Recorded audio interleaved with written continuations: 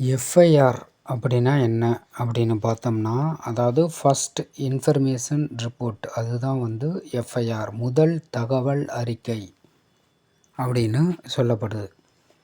இந்த எஃப்ஐஆர் அப்படிங்கிறது என்னென்னா, குற்றம் நடந்தது அல்லது நடக்கப் போகிறது அப்படிங்கிற முதல் தகவலை காவல் நிலையத்தில் பதிவு செய்யப்படும் அதிகாரப்பூர்வ குற்றப்பதிவு தான் எஃப்ஐஆர் அப்படின்னு சொல்லப்படுது. இந்த எஃப்ஐஆர் ஆனது பதிவு செய்யப்பட்டால்தான் போலீஸ் விசாரணை தொடங்கும். அதேபோல் குற்றவாளியை கைது செய்ய முடியும்.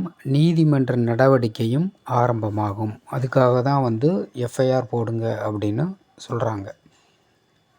அடுத்து எஃப்ஐஆர் பதிவு செய்ய வேண்டிய குற்றங்கள் எதது அப்படின்னு பார்த்தோம் அப்படின்னா, அதாவது போலீஸ் உடனடியாக நடவடிக்கை எடுக்கக்கூடிய குற்றங்கள் காக்னிசபிள் அஃபென்சஸ் அப்படின்னு சொல்லுவாங்க. இதுக்கு போலீஸ் கட்டாயம் எஃப்ஐஆர் பதிவு செய்ய வேண்டும். இது என்னென்ன மாதிரியான குற்றங்கள் அப்படின்னு பார்த்தோம் அப்படின்னா,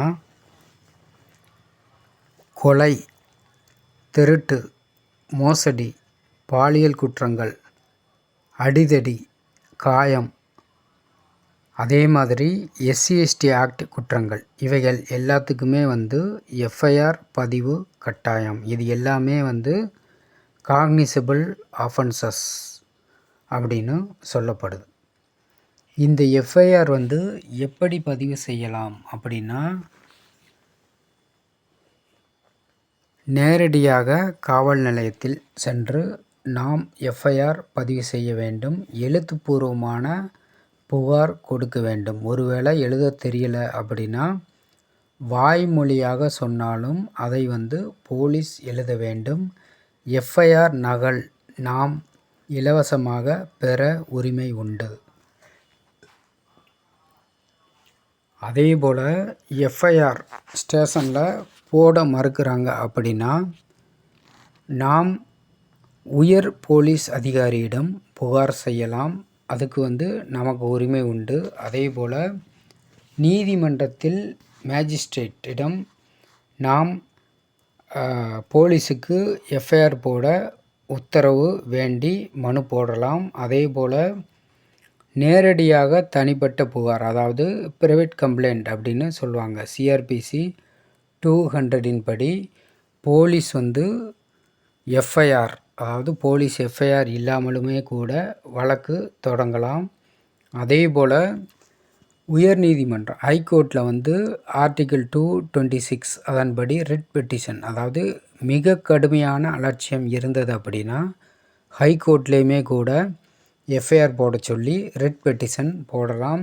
அதேபோல் இந்த எஃப்ஐஆர் போடும்போது நாம் கவனிக்க வேண்டியது என்னென்ன அப்படின்னு பார்த்தோம்னா, எஃப்ஐஆர் நம்பரை எழுதி கொள்ள வேண்டும். அதேபோல் எஃப்ஐஆர் காப்பி நாம் வாங்க வேண்டும். அதில் தேதி, நேரம் இது எல்லாமே சரியாக உள்ளதா அப்படின்னு பார்க்க வேண்டும். அதேபோல் அந்த புகாரில் உண்மையான விவரங்கள் இருக்கிறதா, உண்மையான விவரங்கள் மட்டும் இருக்கிறதா அப்படின்னு பார்க்க வேண்டும். அதேபோல் இந்த மாதிரி போடப்பட்ட எஃப்ஐஆரை ரத்து செய்ய முடியுமா அப்படின்னு பார்த்தோம் அப்படின்னா, போலீஸ் எஃப்ஐஆரை ரத்து செய்ய முடியாது.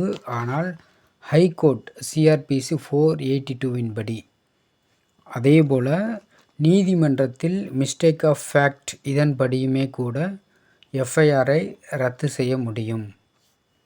அதேபோல் இந்த எஃப்ஐஆர் குறித்து நமக்கு சில உரிமைகள் உண்டு. என்ன அப்படின்னா, எஃப்ஐஆர் பதிவு செய்வதற்கு பணம் கேட்க முடியாது.